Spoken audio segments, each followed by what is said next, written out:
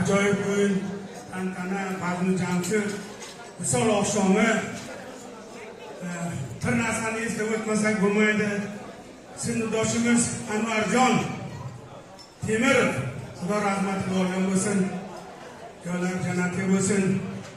Nasib bo'lsa, mana shu sinfdoshim bilan bir partaga o'tirib, 10-sinfni bitirganman.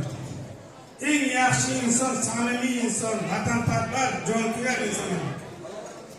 Mana shu hozir ko'p shu yaxshi kunlarga ishtirok etganimizda ruhlari shod bo'lgan, o'z baxshi ruhlari shod bo'lyapti. Men xursandman, sinfdoshlarim xursand. Temurbek, bugun o'tiring. Kelinimiz bilan baxt ostonasiga qadam qo'ygan kungiz. Mana shu yerga sizni dadalaringizni, sinfdoshlari hammasi jam-jam kelib o'tirib ishtirok etyapti. Xudo xolasa mana bugun baxt ostonasiga qadam qo'ygan kunlaringiz baxtli bo'lsin. Sizlarga qancha baxt tilasak kamlik qiladi. Nima uchun deganda mana kelinimiz bilan yaxshi ko'rishib, sevishib, turmush quradilar, turmushlaringiz chiroyli bo'ladi. Ana aziz mehmonlar, mezbonlar, biz mana shunday ko'rkam davrada o'tirgan ekanmiz. Shunday ko'rkam davrani ko'rka-ko'r qo'shiqlarga kelin-kuyovlarni bir olqishlab qo'yaylik qarsaklar bilan. Iltimos, mana Temurjon, mana kelinni baxtli qiling.